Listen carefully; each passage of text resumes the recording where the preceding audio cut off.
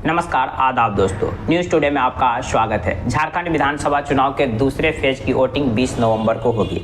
झारखंड में दूसरे फेज में 38 सीट पर वोट डाले जाएंगे। झारखंड में कुल 81 विधानसभा की सीट है। पहले फेज में 13 नवंबर को 43 सीट के लिए वोट डाले गए और वहीं दूसरे फेज में 20 नवंबर को 38 सीट के लिए वोट डाले जाएंगे। यानी झारखंड विधानसभा चुनाव के लिए दूसरा फेज काफ़ी ज़्यादा महत्वपूर्ण है। ऐसे में चुनाव से ठीक 3 दिन पहले दैनिक भास्कर की एक सर्वे आई है जिसमें यह दावा किया गया है कि दूसरे फेज में कौन सी गठबंधन बढ़त बनाई हुई है, यानी कि कौन सी गठबंधन कितनी सीट पर मजबूत है। तो इसी सर्वे के बारे में हम विस्तार से अपने इस वीडियो में जानने और समझने की कोशिश करेंगे। आप लोगों से रिक्वेस्ट है कि आप इस वीडियो को कंप्लीट देखें। अगर मेरे चैनल पर फर्स्ट टाइम आए तो प्लीज़ चैनल को सब्सक्राइब कर दीजिए, वीडियो को लाइक कर दीजिए। हम आपको बता दें कि झारखंड में सेकेंड फेज में 38 सीट पर वोट डाले जाएंगे और इसके लिए टोटल जो कैंडिडेट है वो 528 है, यानी कि 38 सीट के लिए 528 कैंडिडेट मैदान में उतरे हुए हैं। जिनमें से मेल कैंडिडेट की बात करें तो मेल कैंडिडेट 472 है, वहीं फीमेल कैंडिडेट 55 है, ट्रांसजेंडर 1 है और दागी कैंडिडेट यानी जिन पर क्रिमिनल वगैरह किसी चीज़ का दाग है या उन पर केस है, ऐसे कैंडिडेट 148 है, करोड़पति 124 है। इस 38 विधानसभा सीट के लिए सबसे ज़्यादा उम्मीदवार बीजेपी ने उतारे हैं। बीजेपी ने सेकेंड फेज में 33 कैंडिडेट अपने उतारे हैं। जेएमएम दूसरे नंबर पर, जेएमएम 20 कैंडिडेट उतारे हैं, वहीं कांग्रेस 13 कैंडिडेट उतारी है और आजसू 5, सीपीआईएम 3 और आरजेडी 2 उम्मीदवार अपने मैदान में उतारे हैं। जिस 38 सीट पर सेकेंड फेज में वोट डाले जाएंगे उनमें से 2 इलाका काफ़ी ज़्यादा महत्वपूर्ण है, क्योंकि इसमें जो 38 में से संथाल परगना के 18 सीट पर वोट डाले जाएंगे और उत्तरी छोटा नागपुर के 18 सीट पर, और यहीं पर बीजेपी हो या जेएमएम या कांग्रेस अपनी पूरी ताकत झोंके हुए, क्योंकि ये 38 सीट में से 36 सीट तो इन्हीं 2 इलाके से आ रहे हैं और 2 सीट दक्षिणी छोटा नागपुर से है। इन 36 सीटों में से बीजेपी 2019 में यहाँ सिर्फ 12 सीटें ही जीत पाई थी और बीजेपी की फोकस है कि इस बार इस इलाके से मतलब संथाल परगना और उत्तरी छोटा नागपुर से अपनी सीट को बढ़ाया जाए। इसीलिए यहाँ पर बीजेपी तमाम हथकंडे अपना रही है, तमाम तरह की बयानबाजी। इसके अलावा नरेंद्र मोदी का एक दिन में 2 जगह पर दौरा, अमित शाह का, जेपी नड्डा के कई केंद्रीय मंत्री का दौरा और कई अलग अलग तरह के बयानबाजी आपने तो सुना ही होगा। झारखंड विधानसभा चुनाव में बांग्लादेशी घुसपैठी का मुद्दा भी काफ़ी ज़्यादा चर्चा में रहा। बीजेपी इस मुद्दे को भुनाकर इस चुनाव में फ़ायदा उठाना चाह रही थी और कितना फ़ायदा मिलेगा ये तो रिजल्ट आने के बाद ही पता चलेगा। इसके अलावा लैंड स्कैम, तो यानी ये जो प्रांगना और उत्तरी छोटा नागपुर है, इन 2 इलाका पर बीजेपी पूरी ताकत झोंकी हुई है, पूरी फोकस लगाई हुई है कि पिछली बार हम यहाँ से 12 सीट जीते तो इस बार यहाँ से अपनी सीटें इजाफा करें ताकि हम झारखंड में सत्ता की चाबी तक पहुँच पाए।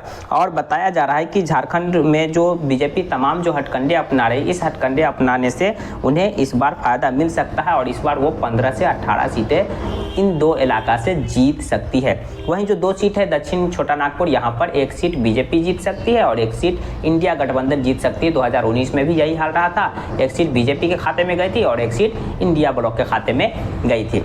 चलिए अब हम सर्वे की बात कर लेते हैं कि दैनिक भास्कर के इस सर्वे के मुताबिक इस 38 में से कौन कितने सीट पर बढ़त बनाए हुए है। एनडीए ब्लॉक सेकेंड फेज के 38 में से 18 से 20 सीट पर बढ़त बनाए हुए, जिनमें से बीजेपी 8 से 13 सीट जीत सकती है सेकेंड फेज में, वहीं आजसू 3 से 4 सीट जीत सकती है। दूसरी ओर हम इंडिया ब्लॉक की बात करें कि सेकेंड फेज में इंडिया ब्लॉक का क्या हाल है, तो इंडिया ब्लॉक सेकेंड फेज में एनडीए ब्लॉक पर भारी पड़ता नजर आ रहा है। इंडिया ब्लॉक सेकेंड फेज में 20 से 22 सीटें जीत सकते हैं, वहीं एनडीए ब्लॉक 18 से 20, इंडिया ब्लॉक 20 से 22, यानी कि सेकेंड फेज में एनडीए ब्लॉक पर इंडिया ब्लॉक भारी पड़ता नजर आ रहा है, जिनमें से जेएमएम 10 से 15 सीटें जीत सकते हैं, वहीं कांग्रेस 5 सीटें, आरजेडी 1 सीटें और सीपीआईएम 1 से 3 सीटें। यानी कि सेकेंड फेज की बात करें तो सेकेंड फेज में इंडिया ब्लॉक एनडीए ब्लॉक पर भारी पड़ता नजर आ रहा है। ओवरऑल 23 नवंबर को जब रिजल्ट आएंगे तो हम उस दिन भी इन तमाम सर्वे से कंपेयर कर आपके बीच रखने की कोशिश करेंगे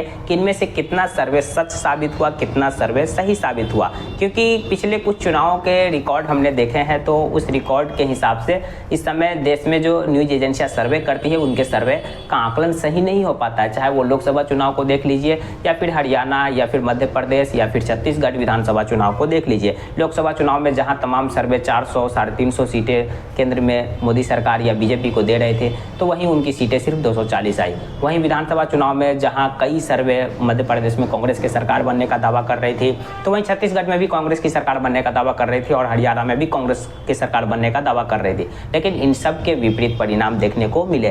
तो झारखंड में क्या होगा ये तो कहना अब बहुत ही मुश्किल है, क्योंकि अब तो सर्वे भी सही साबित नहीं हो पा रहे। पहले तो एग्जिट पोल, ओपिनियन पोल जिस ओर इशारा करते थे वैसा रिजल्ट भी आता था, लेकिन अब तो ऐसा आ भी नहीं रहा। लेकिन फिर भी अगर ये सर्वे सही साबित होते झारखंड में, तो दूसरे फेज में इंडिया ब्लॉक एनडीए ब्लॉक पर भारी पड़ता नजर आ रहा है। 2019 से कंपेयर करें तो 2019 में इन 38 सीट में से जेएमएम 12 सीट जीतने में सफल रही थी और कांग्रेस 8 सीट जीतने में सफल रही थी। इस बार जेएमएम यहाँ पर 10 से 15 सीट तक जीत सकती है और कांग्रेस के खाते में 5 सीटें जा सकती है। यानी कि कांग्रेस का जो 8 था वो ग्राफ नीचे दिखा रहा है इस सर्वे के मुताबिक। वहीं बीजेपी के बारे में तो हमने शुरू में ही बता दिया कि बीजेपी 2019 के चुनाव में यहाँ से 12 सीटें जीत पाई थी और दक्षिणी जो नागपुर है वहाँ से 1 सीट, यानी कि टोटल इस 38 में से बीजेपी 2019 के चुनाव में मात्र 13 सीटें ही जीत पाई थी। वहीं इंडिया ब्लॉक 2019 के चुनाव में इन 38 में से लगभग 21 या 22 सीट जीतने में सफल रहे थे और इस बार भी सर्वे में उन्हें 20 से 22 सीटें मिल रही है। बाकी झारखंड विधानसभा चुनाव को लेकर और इस सर्वे को लेकर आपकी क्या प्रतिक्रिया है, कमेंट बॉक्स खुला है, कमेंट कर सकते हैं। जानकारी पसंद आई तो प्लीज़ वीडियो को लाइक कर दीजिए, चैनल को सब्सक्राइब कर दीजिए। Thank you for watching.